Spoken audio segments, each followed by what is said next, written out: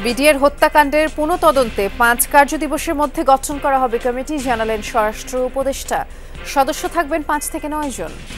আগামী ৫ কার্যদিবসের মধ্যেই একটি তদন্ত কমিটি গঠন করা হবে। সদস্যের সংখ্যাটা এখনো আমরা যেহেতু নিরূপণ করি নাই, এটা ৫ জন হইতে পারে, ৭ জন হইতে পারে। ভারতের সাথে নতজানু পররাষ্ট্র নীতি চলবে না, সম্পর্ক হবে ন্যায্যতার ভিত্তিতে, সাফ জানালেন তথ্য উপদেষ্টা। বললেন আওয়ামী লীগের এজেন্ডা বাস্তবায়ন করছে ভারতীয় মিডিয়া। ভবিষ্যৎ বাংলাদেশ নতজানু পররাষ্ট্র নীতি রাখবে না এবং তারা সমতা, ন্যায্যতা এবং মর্যাদার ভিত্তিতে যে কোনো রাষ্ট্রের সাথে সম্পর্ক করবে। অনিয়ম করে ইউসিবিএল এর প্রায় ২,০০০ কোটি টাকা লোপাট, সাবেক ভূমিমন্ত্রী সাইফুজ্জামানের দুর্নীতি তদন্তে দুদককে বর্তমান পর্ষদের চিঠি। কনকনে ঠান্ডায় দুর্ভোগী উত্তরাঞ্চলের খেটে খাওয়া মানুষ, হাসপাতালগুলোতে রোগীর ভিড়, শৈত্যপ্রবাহের খবরে বেড়েছে উদ্বেগ উৎকণ্ঠা। আগামী ২ মাসের মধ্যে ৮ থেকে ১০টি মৃদু থেকে মাঝারি ধরনের শৈত্যপ্রবাহ হয়ে যাওয়ার সম্ভাবনা রয়েছে। আমাদের তদারকিটা আর বেশি হচ্ছে এখন, যে যাতে রোগী আসার সাথে সাথে আমরা সেই চিকিৎসা শুরু করতে পারি এবং যাতে রোগীটাকে রেগুলার মনিটর করতে পারি এবং ফলো আপ করতে পারি। বিডিআর হত্যাকাণ্ডের পুনঃতদন্তে ৫ কার্যদিবসের মধ্যে কমিটি গঠন করার সিদ্ধান্ত নিয়েছে স্বরাষ্ট্র মন্ত্রণালয়। সকালে সচিবালয়ে বিডিআর হত্যাকাণ্ড নিয়ে বিশেষ প্রেস ব্রিফিংয়ে এই তথ্য জানিয়েছেন স্বরাষ্ট্র উপদেষ্টা। বলেছেন কমিটির সদস্য হতে পারে ৫ থেকে ৯ জন, আর এই কমিটির সদস্যদের মধ্যে থাকবেন সশস্ত্র বাহিনীর সদস্য, অবসরপ্রাপ্ত বিচারক ও পুলিশ সদস্য। স্বরাষ্ট্র উপদেষ্টা বলেছেন এই হত্যাকাণ্ডের ন্যায় বিচার হওয়া উচিত। বিডিআর হত্যাকাণ্ডের ন্যায় বিচার নিশ্চিতকরণে আগামী ৫ কার্যদিবসের মধ্যে একটি তদন্ত কমিটি গঠন করা হবে। এই কমিটিতে থাকবেন হলো অবসরপ্রাপ্ত বিচারক, সিভিল সার্ভিস, সশস্ত্র বাহিনী ও পুলিশের অবসরপ্রাপ্তদের নিয়ে গঠিত করা হইবে। নতুন বাংলাদেশে নতজানু পররাষ্ট্রনীতি চলবে না, যে কোনো রাষ্ট্রের সাথে সম্পর্ক হবে ন্যায্যতার ভিত্তিতে। এই বাস্তবতা মেনে নিতে হবে ভারতকে।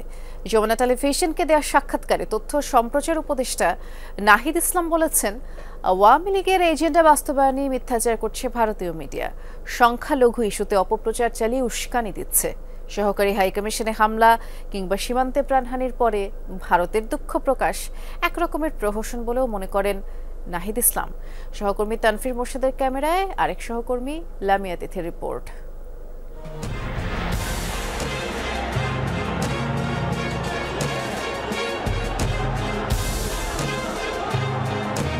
বাংলাদেশ 2.0 জুলাই অভ্যুত্থানের পর নতুন বাংলাদেশ নিয়ে নতুন প্রত্যাশা আছে, নানান সমীকরণ। নতুন বাস্তবতায় বাংলাদেশ ভারত সম্পর্ক কেমনভাবে এগোবে তা জানতে তথ্য ও সম্প্রচার উপদেষ্টা নাহিদ ইসলামের সাথে যমুনার আলাপ। ইন্ডিয়ান মিডিয়াতে বিবৃতি দিয়ে তাদের জনগণকে উত্তেজিত করে এই জিনিসটা তো পরিকল্পিতভাবে এতদিন ধরে করা হচ্ছে, এটা তো সরকারের নজর এড়ানোর কিছু নাই। এই তরুণ উপদেষ্টা জানালেন ভারতের সাথে সম্পর্কের টানাপোড়েন কিভাবে দেখছেন তিনি। আমরা দেখেছি যে এক ধরনের নতজানু পররাষ্ট্রনীতি বাংলাদেশের ছিল। ভারতের সাথে অনেক অসম চুক্তি বাংলাদেশ বিগত সরকার করেছে। তো আমরা তো বলেছি যে বর্তমান সরকার এবং ভবিষ্যৎ বাংলাদেশ এই ধরনের নতজানু পররাষ্ট্রনীতি রাখবে না এবং তারা সমতা, ন্যায্যতা এবং মর্যাদার ভিত্তিতে যে কোনো রাষ্ট্রের সাথে সম্পর্ক করবে। ভারতকেও এই বাংলাদেশের নতুন বাস্তবতা আসলে মেনে নিতে হবে। জঘন্য, লজ্জাজনক পরিস্থিতি তৈরি করা হচ্ছে ওপার বাংলায়। বাংলাদেশের সংখ্যালঘুদের মধ্যে নিরাপত্তাহীনতার বিষয়টি ভারতীয় মিডিয়া একরকম চাপিয়ে দিচ্ছে বলেও মত নাহিদ ইসলামের।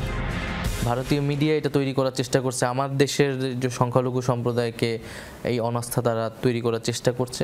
আমরা এটাই বলবো যে এই দেশ আমাদের, এই দেশের মাটি আমাদের, এই দেশ খারাপ হোক ভালো হোক মিলেমিশে আমাদেরকেই থাকতে হবে। আমাদের কিছু যদি কোনো বিপদ হয় কেউ রক্ষা করতে বাইরে থেকে আসবে না। আমরা কোনো সংকটকে উড়িয়ে দিচ্ছি না। আমরা জানি যে সংখ্যালঘু সম্প্রদায়ের আমাদের দেশে এক ধরনের অনিরাপত্তা বোধ আছে এবং সেটা আসলে বিগত সময়ে বিভিন্ন রাজনৈতিক সরকার বা বিশেষত আওয়ামী লীগ তাদের উপর যে ধরনের দমন পীড়ন করেছে, অথচ তারা নিজেদেরকে সংখ্যালঘু বান্ধব সরকার হিসেবে বারবার বহির্বিশ্বে দেখা চেয়েছে। বাংলাদেশ থাকবে না, থাকবে না বাংলাদেশ। তথ্য উপদেষ্টা বলেন, আওয়ামী লীগের ন্যারেটিভ বাস্তবায়ন করতে চায় বলেই ভারতীয় মিডিয়া এতটা আগ্রাসী। দাবি করেন শেখ হাসিনা সরকারই বরং সংখ্যালঘুদের দমন পীড়ন করেছে। মূলত এটা একটা আওয়ামী লীগের ন্যারেটিভ, যে ন্যারেটিভ এখন ইন্ডিয়ান মিডিয়া সেটা প্রচার করছে, এবং ইন্ডিয়াকে আমরা বারবার বলেছি, আনুষ্ঠানিকভাবে বলেছি যে এই ধরনের অপপ্রচার না করতে। বাংলাদেশ যখন শেখ হাসিনাকে ফেরত চাইবে, শেখ হাসিনাকে যাতে ফেরত দেওয়া হয় দ্রুত সময়ের মধ্যে। জুলাই অভ্যুত্থানে আত্মত্যাগ করেছে সব মত ও ধর্মের মানুষ, কিন্তু সে সময় ভারতের গণমাধ্যম কেন সরব ছিল না সে প্রশ্নও তোলেন তথ্য উপদেষ্টা।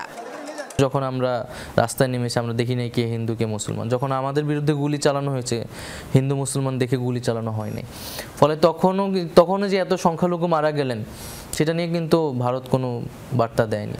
কূটনৈতিক স্থাপনার নিরাপত্তা আর সীমান্ত হত্যা বন্ধে ভারত সরকার আরো সচেষ্ট হবে বলেও আশাবাদী অন্তর্বর্তী সরকারের তরুণ এই উপদেষ্টা। ভারতকে বলেছি যে দায়িত্বশীল আচরণ করতে, আমাদের সীমান্তে এখনো হত্যাকাণ্ড হচ্ছে, হত্যাকাণ্ডগুলো বন্ধ করতে এবং বাংলাদেশের সাথে নতুনভাবে একটা সম্পর্ক তৈরি করতে। লামিয়া তিথি, যমুনা নিউজ, ঢাকা।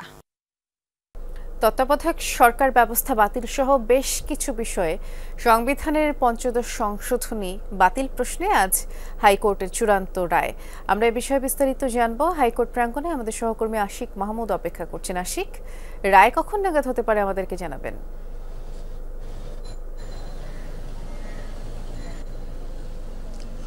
বৃষ্টি 2011 সালে পঞ্চদশ সংশোধনের মাধ্যমে তত্ত্বাবধায়ক সরকার ব্যবস্থা বাতিল করা হয়েছিল এবং এর পরবর্তীতে কিন্তু এই তত্ত্বাবধায়ক সরকার ব্যবস্থা ফিরিয়ে আনার জন্য সুজনের সম্পাদক বদিউল আলম মজুমদার একটি হাইকোর্টে রিট করেছিলেন।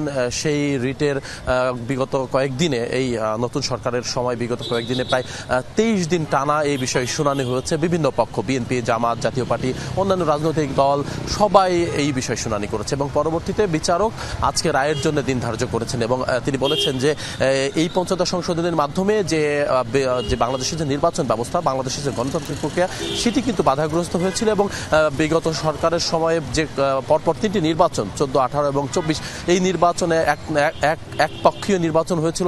এতে করেই গণতন্ত্র কিন্তু ধ্বংস হয়েছিল। এগুলো কিন্তু আইনজীবীরা শুনানিতে বারবারই বলেছে এবং এই যে বিচারক, আমরা জেনেছি যে এই বিচারপতি ফারাহ মাহবুব এবং দেবাশিস রায়ের বেঞ্চে আজকে এই বিষয়ে শুনানি হওয়ার কথা রয়েছে এবং আজকে আমরা জেনেছি যে 10:30 থেকে 11টার মধ্যেই এই বিষয়ে শুনানি হবে, এমনটি আমরা জানতে পেরেছি। তবে একটু জানাতে চাই যে এই বিষয়ে কিন্তু যারা আইনজীবীরা, যারা বিএনপি বা অন্যান্য পক্ষ যারা বিষয়ে আদালতে শুনানি করেছে, তারা কিন্তু বারবারই বলেছে যে এই পঞ্চদশ সংশোধনের মাধ্যমে তত্ত্বাবধায়ক সরকার ব্যবস্থা বাতিল করেই মূলত ফ্যাসিজম যে তৈরি হয়েছিল বিগত সরকারের সময়, এটি কিন্তু হয়েছে। এবং এর আগে তত্ত্বাবধায়ক সরকারের আমলে যে কয়েকটি নির্বাচন হয়েছিল, আপনি জানেন যে বেশ কিছু নির্বাচনে কিন্তু গ্রহণযোগ্যতা ছিল, কিন্তু তত্ত্বাবধায়ক সরকার বাতিল হওয়ার পরে বাংলাদেশের একটি নির্বাচনী সেই অর্থে গ্রহণযোগ্যতা পায়নি। সে কারণে আসলে আইনজীবী যারা রয়েছেন তারা বারবারই বলছেন যে এই পঞ্চদশ সংশোধনী বাতিল করা হোক। এই বিষয়ে কিন্তু আজকে আমরা হয়তো আরেক কিছুক্ষণ পর হয়তো জানাতে পারবো যে রায় দেয়া হতে পারে। ধন্যবাদ বিস্তারিত জানানোর জন্য। অনিয়ম ও দুর্নীতির মাধ্যমে ইউনাইটেড কমার্শিয়াল ব্যাংক থেকে প্রায় 2000 কোটি টাকা লুটে নিয়েছে সাবেক ভূমিমন্ত্রী সাইফুজ্জামান চৌধুরী ও তার পরিবার। ঋণের নামে অর্থ বের করে নেওয়ার পাশাপাশি উচ্চ মূল্যে শেয়ার কিনেও ক্ষতির মুখে ফেলেছে ইউসিবিএলকে। আর এসব অনিয়মের চিত্র উঠে এসেছে ব্যাংকটির অভ্যন্তরীণ তদন্তে। সাইফুজ্জামানের দুর্নীতি তদন্তে দুর্নীতি দমন কমিশনের চিঠি দিয়েছে বর্তমান পরিচালনা পর্ষদ। 2018 সালে আগের পর্ষদকে সরিয়ে ইউসিবিএলকে দখলে নেন সাবেক ভূমিমন্ত্রী সাইফুজ্জামান চৌধুরী জাবেদ। নিজ পরিবারের সদস্যদেরকে অন্তর্ভুক্ত করেন পর্ষদে। স্ত্রী রুকমিলা জামানকে চেয়ারম্যান এবং ভাই আনিসুজ্জামানকে করেন নির্বাহী কমিটির চেয়ারম্যান। চাচাতো ভাই আলমগীর কবির অপুকে নিয়ম লঙ্ঘন করে করা হয় ব্যাংকের উপব্যবস্থাপনা পরিচালক। এরপরই ব্যাংক লুটের ছক আঁকেন জাবেদ। 2018 থেকে 2024 জুলাই পর্যন্ত ব্যাংকের নানা অনিয়ম, দুর্নীতি এবং লুটপাটের কথা জানিয়ে দুর্নীতি দমন কমিশনে চিঠি দিয়েছে বর্তমান পরিচালনা পর্ষদ। এতে বলা হয়েছে, নানা অসঙ্গতি থাকার পরও আদনান ইমামের কোম্পানি জেনেক্স এবং এর সহযোগী কোম্পানিকে 2000 কোটি টাকা ঋণ দেওয়া হয়। যদিও এ ঋণে ব্যবস্থাপনা পর্যায়ে কোনো সুপারিশ ছিল না, শুধু জাবেদের প্রভাবেই ঋণ অনুমোদন করা হয়। নীতিমালা ভঙ্গ করে দেওয়া ঋণের বিপরীতে নেওয়া হয়নি পর্যাপ্ত জামানত। এ ঋণের বড় অংশই বিদেশে পাচার হয়েছে বলেও অভিযোগ আছে। বিশ্লেষকরা বলছেন রাজনৈতিক প্রভাব খাটিয়ে ব্যাংক লুটপাটে জড়িয়েছে সাইফুজ্জামান চৌধুরী। এখন উনি ওনার ওয়াইফকে বসায় রেখে তারপরে উনি সামনে বসে থাকবেন, তারপর ওনার একজন আত্মীয় সেখানে থাকবেন, তারাই সব কিছু করবে, এটা কোনোভাবে অ্যাকসেপ্টেড না। তো একদিকে আপনার রাজনৈতিক পাওয়ার, অন্যদিকে ব্যাংকের ওনারশিপ, দুইটা মিলে তো ডেফিনেটলি আপনি সাংঘাতিক প্রভাব প্রতিপত্তিশীল, তাই না? তো সেই কারণে এই গভর্নেন্সের এই প্রবলেমগুলো হয়েছে। আনিসুজ্জামান ও বশির আহমেদ সহ বোর্ড সদস্যদের অনুমোদনে লক-ইনে থাকা জেনেক্স ইনফোসিসের 60,83,626টি শেয়ার কেনে ইউসিবি। প্রতিটি শেয়ার 172 টাকা 50 পয়সা দরে মোট 105 কোটি টাকার শেয়ার কেনা হয়। 172 টাকার শেয়ার গত সেপ্টেম্বরে লেনদেন হয় 37 টাকায়। বর্তমানে এর বাজার মূল্য 29 টাকা। ফলে লোকসানের পরিমাণ বেড়ে দাঁড়িয়েছে 87 কোটিতে। শেয়ার কেনার ক্ষেত্রে কোনো গবেষণা এবং ব্যবস্থাপনা কর্তৃপক্ষের অনুমোদন ছিল না বলেও উঠে এসেছে তদন্তে। ব্যাংক তো হচ্ছে ডিপোজিট নেবে, লেন্ডিং করবে। এখন যদি সেই ইনভেস্টমেন্টও করতে যায় তো ডেফিনেটলি ইনভেস্টমেন্ট অ্যানালাইসিস তো তাকে করতে হবে, যে কোন শেয়ারটা আপনি কিনছেন, এটা ক্রয়যোগ্য কিনা, এটার দাম বাড়বে কিনা বা দাম কমবে কিনা, এটার ভিতরে কন্টেন্ট আছে কিনা, এটার পিছনের লোক কারা, এগুলো তো দেখতে হবে। ওদের মধ্যে একটা কি বলে ইল মোটিভ কাজ করছে, একটা ইল যোগসাজশ ছিল। সাবেক ভূমিমন্ত্রী সাইফুজ্জামান চৌধুরী এবং তার পরিবারের ব্যাংক লুটপাটের বিরুদ্ধে ব্যবস্থা নিতে দুর্নীতি দমন কমিশনে চিঠি দিয়েছে বর্তমান পরিচালনা পর্ষদ, যা খতিয়ে দেখছে দুদক। ইউসিবি ব্যাংকের অনিয়ম খতিয়ে দেখার কথা জানিয়েছে বাংলাদেশ ব্যাংকও। এই অনিয়মের বিভাগগুলো যাদের দেখার কথা তারা নিশ্চয়ই এই ব্যাংকের এই কেসটার বিষয়ে তারা কাজ শুরু করবে, বিশেষ করে যারা FICSD-তে আছে, অর্থাৎ ফাইন্যান্সিয়াল ইন্টিগ্রিটি কাস্টমার সার্ভিস ডিপার্টমেন্টে, যারা পরিদর্শন বিভাগে আছে, যারা অফসাইট সুপারভিশন ডিপার্টমেন্ট দেখছে, তারা কিন্তু এই ক্ষেত্রে তাদের কার্যকরী ব্যবস্থা গ্রহণ করবার কথা। আলমগীর হোসেন, যমুনা নিউজ, ঢাকা। গণহত্যার দায়ে গ্রেফতার সাবেক মন্ত্রী, এমপি ও পুলিশ কর্মকর্তা সহ মোট 16 জনকে হাজির করা হবে আন্তর্জাতিক অপরাধ ট্রাইব্যুনালে। এ বিষয়ে খোঁজ খবর রাখছেন আমাদের সহকর্মী রাব্বি সিদ্দিকী। ট্রাইব্যুনালে আছেন তিনি। রাব্বি, ঠিক কটা নাগাদ আজ আন্তর্জাতিক অপরাধ ট্রাইব্যুনালে হাজির করা হবে এবং কাদেরকে হাজির করা হবে যদি আমাদেরকে একটু বিস্তারিত করে জানাতেন। বৃষ্টি, প্রথমে বলে রাখছি যে 11টা নাগাদ আজকের শুনানি শুরু হবে এবং শুনানি শুরু হওয়ার আগেই যে আসামি আছেন সেই আসামিদেরকে একের পর এক তাদেরকে কিন্তু আদালতে আনা হচ্ছে।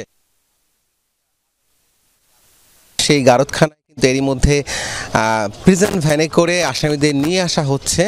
কিছুক্ষণ আগে আমরা দেখেছি গোলাম কিন্তু এই আদালতে নিয়ে আসা হবে এবং মূলত আজকে আদালতে প্রসিকিউশন টিম এই যে মামলা হয়েছে, সেই গণহত্যার যে মামলা, সেই মামলায় কতটুকু অগ্রগতি হয়েছে, যদিও আজকে তদন্ত প্রতিবেদন শেষ করার দিন ছিল, তবে সেটি কিন্তু হয়নি। এখন পর্যন্ত মোট 12 জনকে এরই মধ্যে নিয়ে আসা হয়েছে এবং সেই 12 জনের তালিকাটা যদি বলি, আনিসুল হক সাবেক মন্ত্রী, ফারুক খান, রাশেদ খান মেনন, হাসানুল হক ইনু, আব্দুর রাজ্জাক, কামাল আহমেদ মজুমদার এবং একই সাথে আছে কামরুল ইসলাম, আমির হোসেন আমু, একজন বিচারপতি আছেন শামসুদ্দিন চৌধুরী মানিক এবং দীপু মনি সহ জুনায়েদ আহমেদ পলক। এই একে একে এই আসামিদেরকে নিয়ে আসা হচ্ছে। এই প্রিজন ভ্যানটি দাঁড়িয়ে আছে। আমরাও অপেক্ষায় আছি যে আসলে আদালত কখন শুরু হবে। আজকে মূলত দুটি মামলার শুনানি হবে। একটি হচ্ছে গণহত্যার দায়ে সাবেক প্রধানমন্ত্রী শেখ হাসিনার বিচার প্রক্রিয়ার অগ্রগতি বিষয়ক একটি শুনানি আছে।